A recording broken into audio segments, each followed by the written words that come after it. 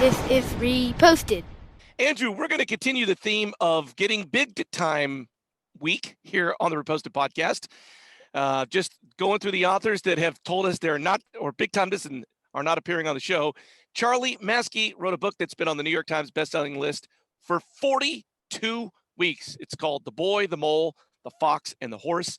The quote from his book we're going to use today is, "One of our greatest freedoms is how we react to things." I very distinctly remember going through marriage counseling with my wife, and a counselor probably looking at me saying, you know that she can't make you do anything, right? She can't make you angry. She can't make you sad. She can't make you change your mind. You get to decide how you react to her. And I was like, man, this guy plays some Jedi mind trick. I'm not free to choose how I want in a marriage. Turns out I am, Andrew.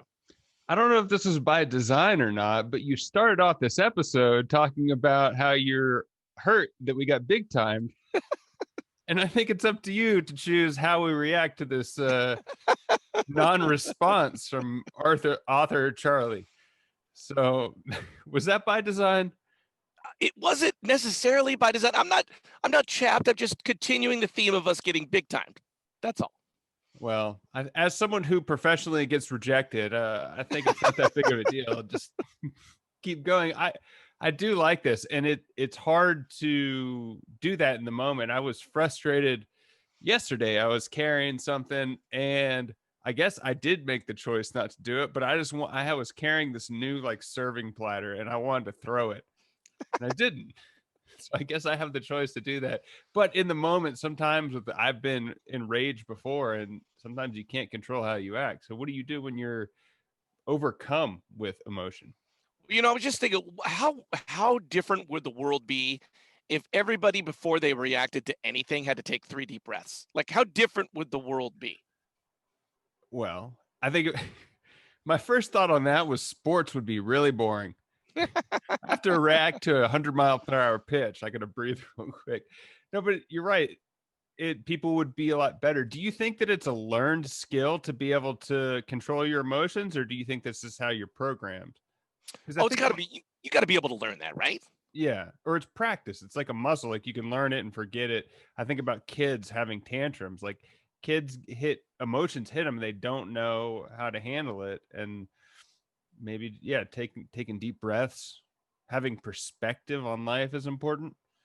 You know, I'm going to admit something here on the Reposted podcast. I can get emotional and a little heated when something happens. And then I was like thinking about our discussion we had a couple of days ago about life is mostly what we think happened instead of what actually happened, and how when we get emotional, it completely clouds our judgment as to what is actually happening. Like you're almost arguing or reacting in a completely unproductive way to what's happening when you let the emotion overcome you. Yeah, emotion, happy or sad. Like if you get really excited about something, you can be like, oh, I want to do this. And then you go down a rabbit hole. So it's like, take a step back. I almost bought a vintage car because I got really excited about it.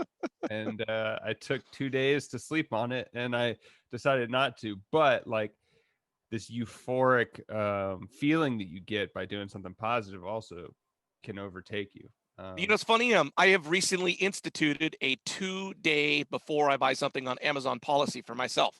Like I like something, like if it just sits there for a couple of days and I don't think about it, I come back, you know what? I didn't need that. I didn't even think about it after I put it in there. I'm like, I'm not doing it.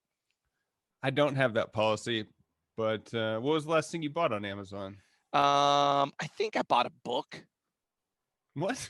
I bought a book. For you? Yeah, for me. For who else? You said on this show that you read really slow and you don't read very often, so maybe and one book a year. I finished my summer book and I was moving on to my fall book, and I bought a book. And you waited on it 2 days? I did wait on it 2 days. Huh. And I was like, you know, I really want, but because it was like I could have got it at the library, but you know, the libraries these days, I'm like, gosh, well, I don't even know what the deal is. 4 months. Exactly. And so then I was like, well, I could pay literally $1 and get it shipped for $4 and pay $5 for the book. I'm like, I'm just going to get the book on Amazon. Wow.